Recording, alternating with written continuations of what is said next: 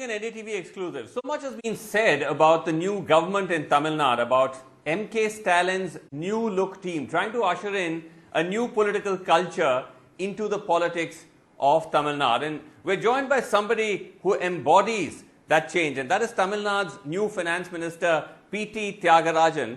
He joins me exclusively on NDTV. Now, it's interesting because Mr. Thiagarajan is not your conventional politician. He's certainly not a conventional DMK politician. He's somebody who has done an MBA from MIT. He's worked in the private sector. He's worked for Lehman Brothers. He's worked for Stanchart in Singapore. And now he has taken the reins as the finance minister. Thank you very much indeed, Mr. Thiagarajan, for joining us.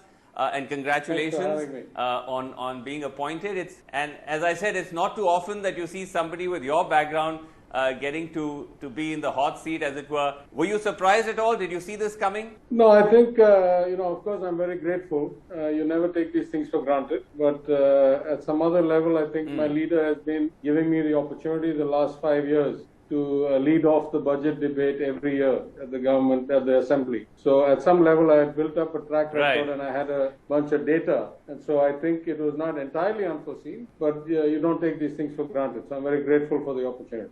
Do you at all miss your Lehman Brothers Stanchart days? Yeah, I think that was so long ago. I've been an opposition MLA for the last 5 years. So, that's the nearest context. Right.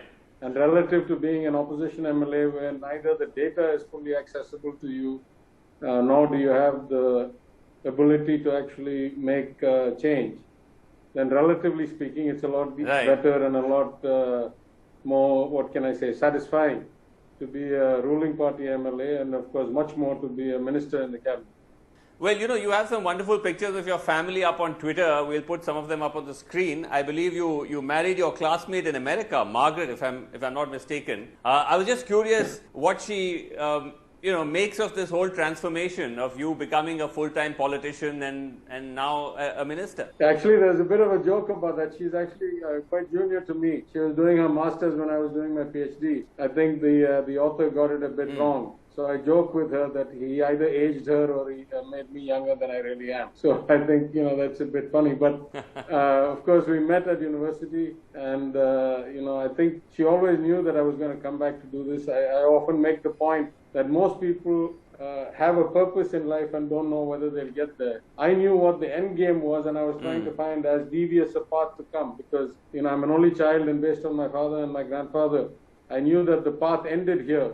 Right. And I tried to do as many things differently and professionally and in as many parts of the world as possible before I came to do this. And so, she knew what the end game was and she has been very supportive and I couldn't have done this without her, of course. Is she now a fluent Tamil speaker as well or not yet?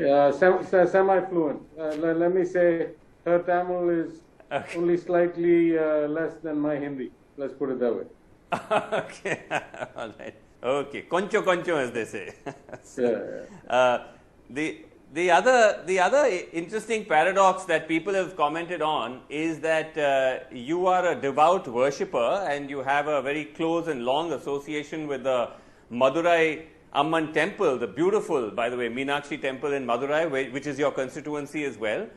Explain to us how that fits in with you being a member of a party that claims itself to be staunchly rationalist. Yeah, I think I've written about this starting 4 or 5 years ago, and I've now talked about it a couple of times, that, our party was more secularist. I think the DK was much more rationalist. If you look at the transition from the Justice Party to the DK to the DMK, the Justice Party was almost all devout followers of religion of some, either Hinduism or some other religion. The DK was very rationalist on the point of verging on atheist. And then the DMK had already come quite a long way from that. As Anna said, Ondre Kulam Oruvane Devan. All humanity is one. All gods are one. Yes. There's one God, one humanity, one God. And he said, I don't break coconuts, but I don't break idols either. To counter Periyar's, I don't want to break coconuts, but I'll break the idol. So in that sense, we had actually come quite far. And I think my father was the prime example of the fact that, as devout a follower as I am, he was certainly much more practicing devout than I, because I lived overseas for 30 years or 25 years. And he never found a dearth of opportunity or respect or standing in the party all the time. He was an MLA multiple times. He was estimates committee chairman. He was chairman of the cooperative banks. Yes. He was a speaker. He was a minister. And he presided over the house with a big, the dot on his forehead. Now, I don't do this as a kind of, huge custom. I start in the morning like this. Many days I sweat and it comes off. But inevitably I run into somebody who wants to bless me, and they put it, and I accept that. So some days you'll see it's more prominent, some days it's not.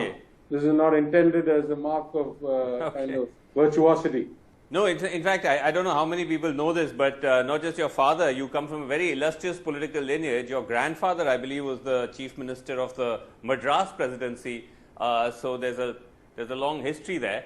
But coming to brass tacks now, Mr. Rajan, you are now finance minister, and as all finance minister in today's India, governments are cash strapped, pandemic is on the march, but you also have the legacy of trying to afford your poll promises, and the DMK's big poll promise has been this 4,000 rupee cash support in the time of the pandemic, which I believe has already started going out. How are you going to be able to afford it?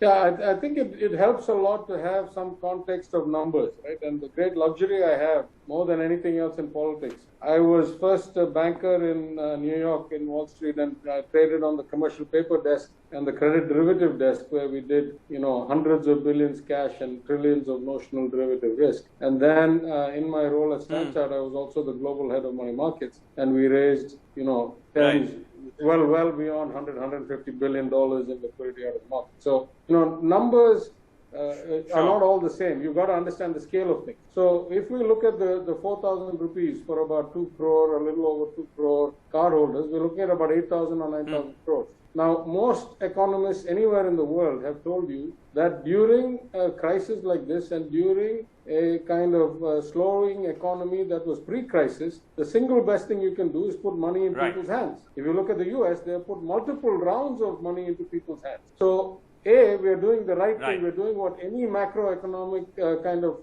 model or any, right-thinking policy analyst would tell you to do, which is to put cash into the hands of the poorest segments to lift demand back up. In fact, one could argue we're not doing enough of it. But the other is that the scale of this is only about 8,000 or 9,000 crores. Think about the budget of Tamil Nadu is about 3 lakh crores. And the discretionary spending in that is probably, 30, 40, 50,000 crores. And the CAG report and the 15th Finance Commission have already told us that the government of Tamil Nadu, which I have been saying for 4 years, has let revenue slide dramatically to the extent of 60 or 70,000 crores a year. So I have faith that with my leaders' guidance, that we can bring back our revenues to the 10% of GSDP or so that we used to be at all regimes. Ms. Jayalalitha's regime, Talaivar Kalinger's regime. So between 10 and 11% of GSDP means that the state of Tamil Nadu should earn an extra between 65 and 85,000 crores. Now compare that to giving 8,000 crores in subsidies, or a few hundred crores worth of milk price deduction, or a few hundred crores of bus fare reduction. We are not, we are not profligate. We are not irresponsible spenders. Okay, well, let's see how that plays out, because as you were saying, apart from the 4,000 crores, 4,000 rupees, there's a whole host of raft of other promises of free handouts that has been promised. But last question to you, sir. A lot of finance ministers in states are quite vexed with the fact that they are owed dues by the center, and all the more at this time. How pressing a problem is that for you? Of course, in a crisis, the first thing you want to do is shore up liquidity. And so, having these liabilities on your balance sheet, or assets that are the liabilities of the central government on your balance sheet, gives you some comfort, but it's not nearly as valuable as cash in your bank. So, of course, we want to reduce the dues. Of course, we want to get timely payments. And again, these payments are a big deal to us. They're, a few thousand crores, a couple thousand crores. I've just come from a briefing with the finance department to look at the total outstanding. And, it's not an insignificant sum. It's probably between 10 and 20,000 crores. But relative to the central government's budget, or relative to the central government's liquidity, it is not a huge number. Now, of course, Yeah. some of it is constrained, some of it may be, kind of timing. But I have faith that, now that we are the government, this is not about politics. This is about people's lives. And for the 8 crore Tamils Right. in Tamil Nadu, we have, 3 really good people with great Tamil intent in their hearts. Ms. Sitaraman Yeah. is a Tamil who's the finance minister. Mr. Somnathan, who's Tamil, is the finance secretary. And Mr. Das, who was a long-term Tamil Nadu cadre IAS officer, is the RBI governor. So I'm hoping that, they still have that kind of compassion and the spirit in their hearts that they do the right thing. So great to have you, and thanks very much indeed for talking to us. Thank you for the opportunity. Thanks.